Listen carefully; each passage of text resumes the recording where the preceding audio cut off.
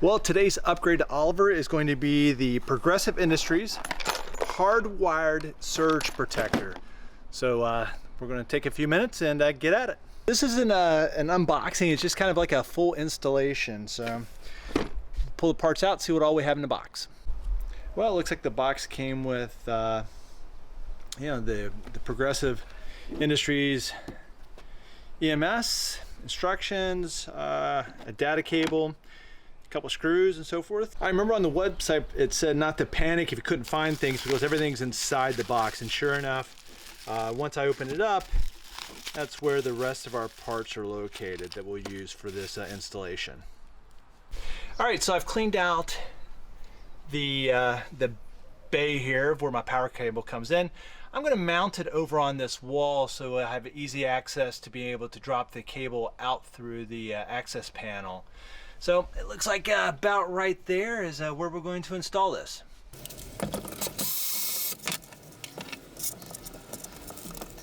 So this can be basically mounted any direction we want.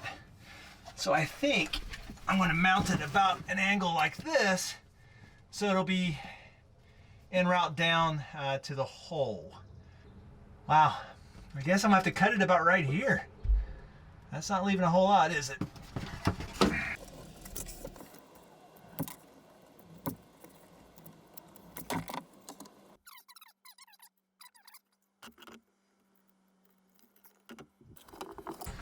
So one problem I had is the inductor did not have an arrow on it, so it looks like it'll work either way, but I just put it on the way that I thought would make the most sense. So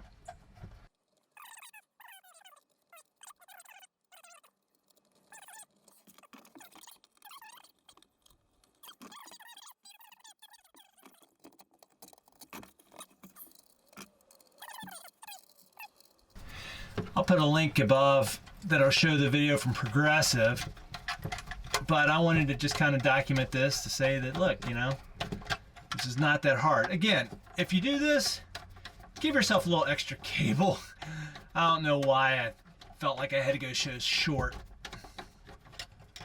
but I guess in the long run it'll keep me from having any extra cable. One of the things that I hate about RVs, or at least this motor coach from Thor, is that every time I turn around, I've got 15 foot of extra cable hanging someplace where they just zip tied it or screwed it, and of course over the years the screws don't stay in, and you know, I just kind of, if I can shorten cables, I shorten cables, and in this case to a negative. So from the coach load side of the house, the white wire went to the T2 and the black wire went to the T1, and on the black wire we had the it's like, I guess it's an inductor. It's basically what will pull the amperage. So there it is. Now we're going to, like I said, I'm going to mount it at an angle. That way when I drop my cable down, it'll just go straight down, and I'm not trying to put any bind on it or something like that. And just clean up the cable a little bit so it'll look a little nicer. You know, why did I go with an EMS and not just a surge protector? Well, a couple of reasons. One of which, as you can see, this is not going to be in the elements, so I don't have to worry about that. Second, that with an EMS, it doesn't just get you against surges, but also brownouts. And I've been told that's something that you'll see at campgrounds is possibly brownouts. If you look at the math and you take a 25-foot cable, and with this whatever 6-gauge wire, I guess it is, you know, between here and the pedestal, you might have about, you know, 4 or 5 volts drop. So measuring at the pedestal and measuring here, you're going to actually get different voltages, possibly.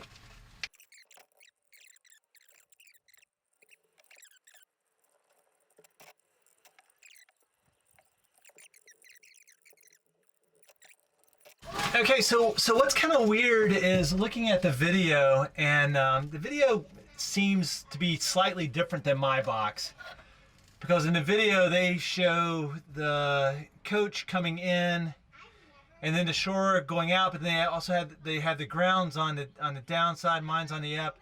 So it's just really kind of odd. Looking at the wiring schematic though, you actually do see that it says that the line or the power input, which is this, goes to L1 and L2, which is what we have here.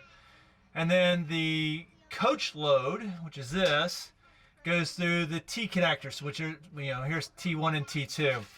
So this is wired the way that it shows in the manual, but seems to be different from the way that it shows on the video. So it makes sense. I mean, you would expect that all the electronics would be monitoring the shore side. So, and this is where all the electronics come in and it goes out. And then the only thing that you'd have is after this, you would have the side going off to the coach. So you'd be measuring on the shore side and not the coach side. So I'm assuming that this is correct from the way that the layout is. So now my next thing is just got to secure this, and then we're going to mount it.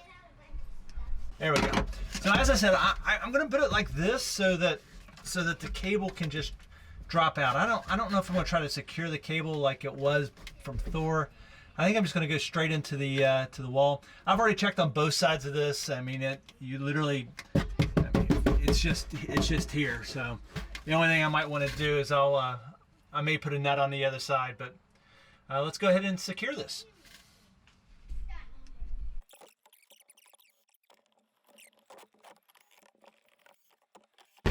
All right, so 4 screws there. That's not going anywhere.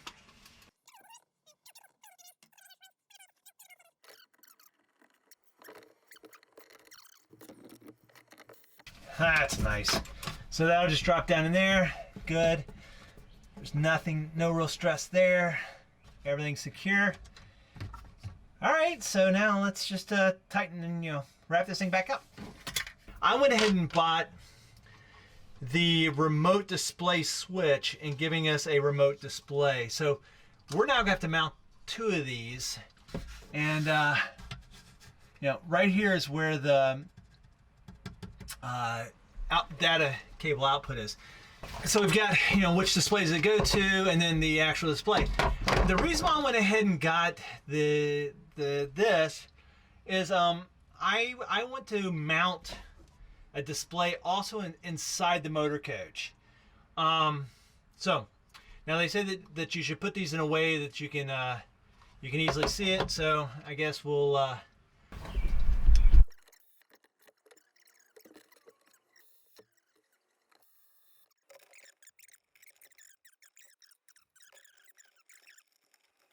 yeah, one thing I do want to show you, and I'll add this, is kind of look at the manual. The manual's it's got a pretty good map, but the thing of it is, when you look at this, it shows shore power and then coach power. Being that if it's on the driver's side, it's gonna look like this. If it's on the passenger side, it's gonna look like this. So I just I don't know. I'm being picky, I guess. So from there, now all we have to do is just we'll do an output. For right now, we'll just go display 1, and we will add the other cable, the other display on the inside tomorrow. Got a couple of projects I'm going to do. Really kind of neat is normal use. You can keep in that position. And then if for some reason the box goes bad, you can switch it to bypass the EMS. Then this just becomes a straight through cable, and Progressive said that they'll ship you the parts. All right, so let's just button it up real quick. It's nice that on the error codes and so forth are on the outside of the container, which will make it nice if I ever have to worry about that.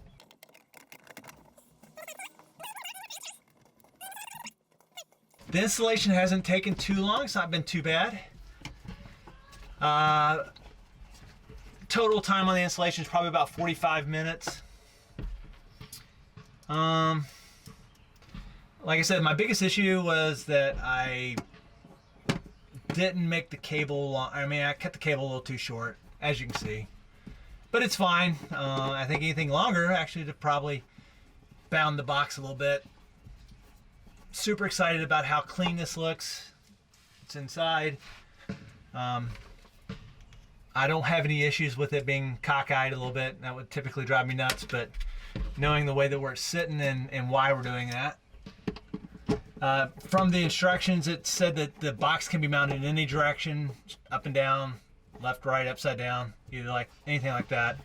But in my case, this seems to be the most logical setup.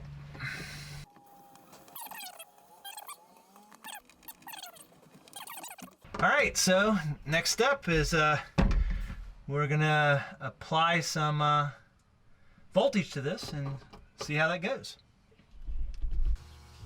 E0, I must be going through. All right, so I've got E0 is normal, 60 hertz, 119 volts, 12 amps.